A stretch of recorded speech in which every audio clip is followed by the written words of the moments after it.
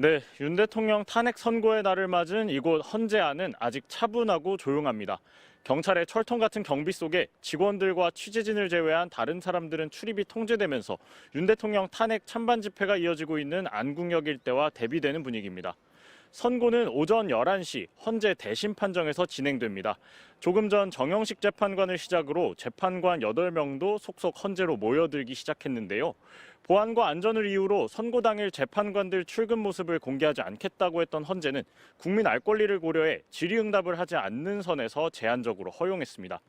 선고를 앞두고는 마지막 평의를 할 것으로 알려졌는데요. 문영배 소장 권한대행이 낭독할 선고문과 심판 결정문을 마지막으로 점검할 것으로 보입니다.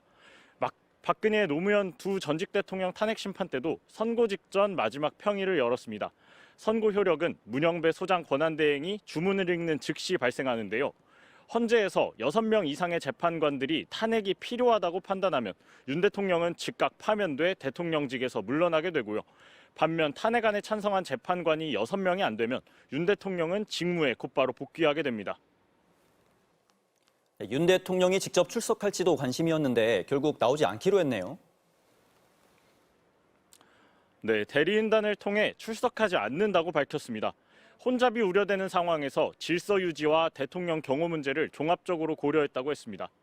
오늘 선고는 윤 대통령의 탄핵소추안이 국회를 통과한 지 111일 만에 윤 대통령이 비상계엄을 선포한 지는 122일 만에 이루어지는 겁니다. 오랜 기다림 끝에 나오는 결과인 만큼 일반인 방청 신청 열기도 뜨거웠습니다. 20명을 모집하는데 10만 명 가까운 모두 96,370명이 신청했는데요. 최종 4,800대 1이 넘는 역대 최고 경쟁률을 기록했습니다. 윤 대통령 탄핵 심판 최종 결과는 잠시 뒤 생중계로 확인하실 수 있습니다. 지금까지 헌법재판소에서 MBC 뉴스 송정훈입니다. 네, 저는 탄핵 찬성 집회가 열리고 있는 안국역 6번 출구 인근에 나와 있습니다. 아스팔트 도로 위에는 밤새 자리를 지킨 흔적들로 역력했는데요. 돗자리와 침낭, 텐트, 이른바 키세스 이불로 불리는 은박담요까지 동원됐습니다.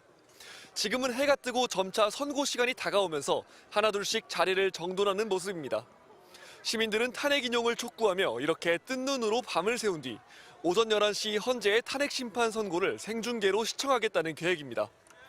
마찬가지로 탄핵 반대 집회 측도 탄핵 기각과 각하를 외치며 광화문 인근에서 밤샘 농성을 이어갔습니다. 선고 전후로 헌재 근처에 많은 인원이 몰릴 것으로 예상되며 경찰도 경비를 더욱 강화했습니다. 오늘 0시부터 전국에 경찰력 100% 동원이 가능한 최고 수위 비상령, 가포 비상을 발령했고요. 기동대 210개 부대, 14,000명이 서울에 집중 투입되고 테러 대응 장비를 갖춘 경찰 특공대도 배치됐습니다. 경찰은 또 안국역에서 수은회관, 제동초 사거리까지 헌재 근처 150m 구간을 차벽을 둘러쳤습니다. 안국역 사거리를 중심으로 한 근처 도로는 차량 통행이 완전히 금지됐습니다. 혹시 모를 충돌 등을 막기 위한 이른바 진공화 작업입니다. 오늘 안국역은 완전히 폐쇄됐고요. 근처에서 집회가 열릴 것으로 예상되는 광화문역, 한강진역 등 14개 역도 현장 상황에 따라 무정차 통과할 수 있습니다. 경찰은 폭력 등 불법 행위에 대해서는 무관용 원칙으로 현장에서 검거해 엄정 대응하겠다는 방침입니다. 지금까지 헌법재판소 인근에서 MBC 뉴스 조건입니다. 윤석열 대통령 탄핵 심판 선고 결정문 작성 작업은 지금도 진행 중일 가능성이 높습니다. 작성된 초안을 토대로 평의에서 나오는 의견들을 종합해 수정을 거듭하는 걸로 보입니다. 결정문은 크게 주문과 이유로 구성되고 소수 의견이 있을 경우 다수 의견 뒤에 붙이는 식으로 정리합니다.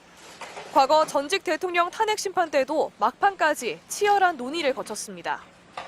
2017년 박근혜 전 대통령 때는 재판관들이 선고 전날에도 밤 늦게서야 퇴근했고 헌재 연구관들은 다음 날 새벽까지 남아 오탈자를 살펴보며 결정문을 다듬었습니다.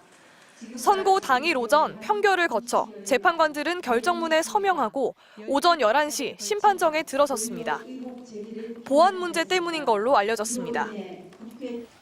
2004년 노무현 전 대통령 탄핵 심판 때도 선고 당일 오전에야 결정문에 서명을 한 걸로 알려졌습니다.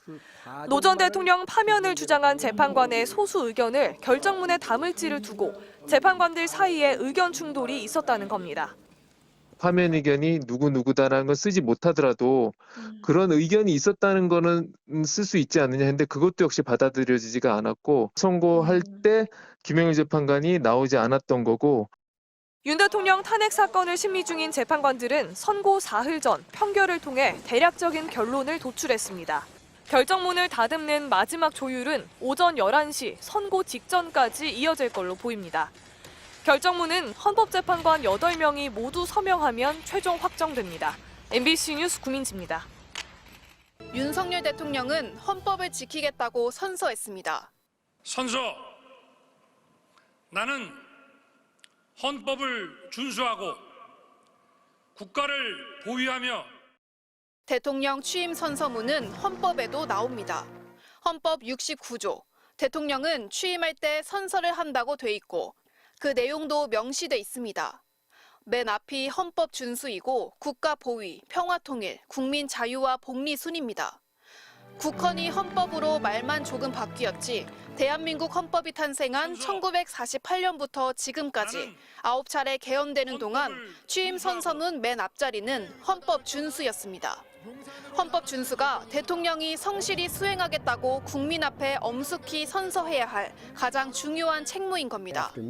다른 선진국들도 마찬가지입니다. 미국도, 프랑스도, 독일도 국가 최고 지도자는 헌법 수호를 다짐하는 선서나 서약을 합니다. And will, to the best of my ability, preserve, protect, and defend the Constitution of the United States.